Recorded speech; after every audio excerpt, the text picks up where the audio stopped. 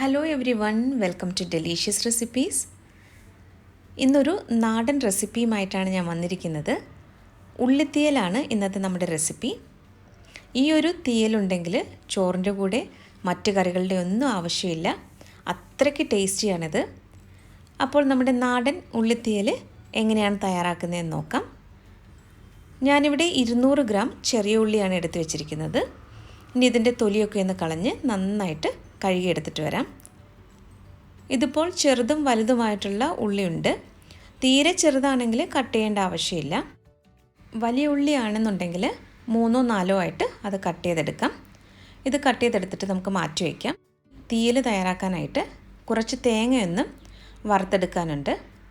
ഞാനിവിടെ 1 കപ്പ് തേങ്ങയാണ് എടുത്തത്. 1 കപ്പെന്ന് പറയുന്നത് 250 ml കപ്പാണ്. ഇനി തേങ്ങ നന്നായിട്ടൊന്ന് വറുത്തെടുക്കണം. ഇതിൻ്റെ കളറൊന്ന് മാറുന്നത് വരെ തുടർച്ചയായിട്ട് ഇതൊന്ന് ഇളക്കി കൊടുക്കാം.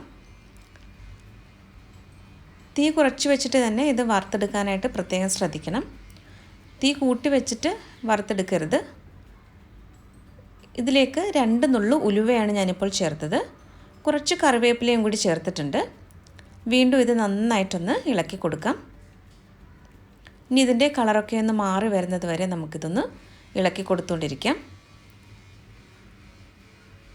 ഇതിനു മുമ്പ് വഴുതനങ്ങ തീയലിൻ്റെയും കൊഞ്ചു തീയലിൻ്റെയും ഒക്കെ റെസിപ്പികൾ ഞാൻ പോസ്റ്റ് ചെയ്തിട്ടുള്ളതാണ്. അപ്പോൾ അത് കണ്ടിട്ടില്ല എന്നുണ്ടെങ്കിൽ ആ വീഡിയോകളൊക്കെ ഒന്ന് കാണുക.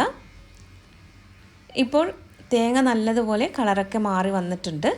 ഇനി ഇതിലേക്ക് നമുക്ക് 1/4 ടീസ്പൂൺ മഞ്ഞൾപ്പൊടിയും 1 ടീസ്പൂൺ മല്ലിപ്പൊടിയും 2 ടീസ്പൂൺ മുളക് പൊടിയും കൂടി ചേർക്കാം. ഇനി പൊടികളൊക്കെ ചേർത്ത ശേഷം നന്നായിട്ട് ഇതൊന്ന് മിക്സ് ചെയ്തെടുക്കണം. തീ ഏറ്റവും കുറച്ച് വെക്കാനായിട്ട് പ്രത്യേകം ശ്രദ്ധിക്കണം. അല്ലെങ്കിൽ ഈ പൊടികളൊക്കെ പെട്ടെന്ന് അങ്ങ് കരിഞ്ഞു പോകും. ഇപ്പോൾ ഇത് റെഡി ആയിട്ടുണ്ട്. നമുക്ക് ഫ്ലെയിം ഓഫ് ചെയ്തിട്ട് ഇതൊരു വേറൊരു പാത്രത്തിലേക്ക് മാറ്റി വയ്ക്കാം. ഈ ഒരു പാനിൽ തന്നെ വെച്ച് കഴിഞ്ഞാൽ ചൂട് കൊണ്ട് പെട്ടെന്നത് കരിഞ്ഞു പോകും. തണുത്ത ശേഷം ഇത് നമുക്കൊന്ന് മിക്സിയുടെ ജാറിലിട്ട് ഒന്ന് അരച്ചെടുക്കണം. ഒട്ടും തന്നെ വെള്ളം ചേർക്കാതെയാണ് ഞാനിത് അരച്ചെടുക്കുന്നത്. തീയൽ തയ്യാറാക്കാനായിട്ട് ഒരു കടായിൽ കുറച്ച് വെളിച്ചെണ്ണ ഒഴിച്ചിട്ടുണ്ട്. ഇനി വെളിച്ചെണ്ണ നന്നായിട്ടൊന്ന് ചൂടായി വരുമ്പോൾ 1/2 ടീസ്പൂൺ കടുക് ചേർക്കാം. ഇപ്പോൾ കടുക് നന്നായിട്ട് പൊട്ടി വരുന്നുണ്ട്. ഇനി ഇതിലേക്ക് കട്ട് ചെയ്ത് വെച്ചിരിക്കുന്ന ചെറിയ ഉള്ളി ചേർത്ത് കൊടുക്കാം. ഇത് നന്നായിട്ടൊന്ന് വഴറ്റിയെടുക്കണം. ഇപ്പോൾ ഉള്ളി കുറച്ച് വഴന്നു വന്നിട്ടുണ്ട്.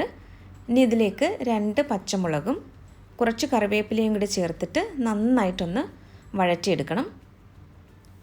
നല്ല ടേസ്റ്റി ആയിട്ടുള്ള ഒരു തീയലാണിത്.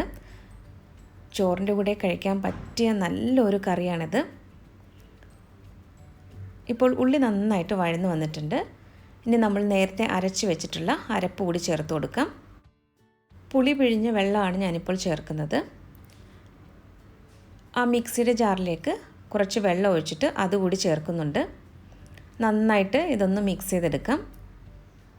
നിങ്ങൾക്ക് എത്രത്തോളം ചാറ് ആവശ്യമുണ്ടോ അതിനനുസരിച്ച് വെള്ളം ചേർക്കാവുന്നതാണ്. ഞാനിപ്പോൾ ആവശ്യത്തിനുള്ള ഉപ്പും കുറച്ച് വെള്ളവും കൂടി ഒഴിക്കുന്നുണ്ട്. നന്നായിട്ട് ഇതൊന്ന് മിക്സ് ചെയ്തെടുക്കാം. ഇനി ഇതൊന്ന് തിളപ്പിച്ചെടുക്കണം. വളരെ എളുപ്പമാണ് ഇത് തയ്യാറാക്കാനായിട്ട്. ഇനി നമുക്കിതൊന്ന് അടച്ച് വെച്ചിട്ട് ഇതൊന്ന് തിളപ്പിച്ചെടുക്കാം. ഇതൊന്ന് തുറന്ന് നോക്കാം. കറി നന്നായിട്ട് തിളച്ച് വരുന്നുണ്ട്. ഈ സമയത്ത് ഉപ്പൊക്കെ പാകമാണോ എന്ന് നോക്കുക. കുറവാണെങ്കിൽ അല്പം കൂടി ഉപ്പ് ചേർത്ത് കൊടുക്കാം.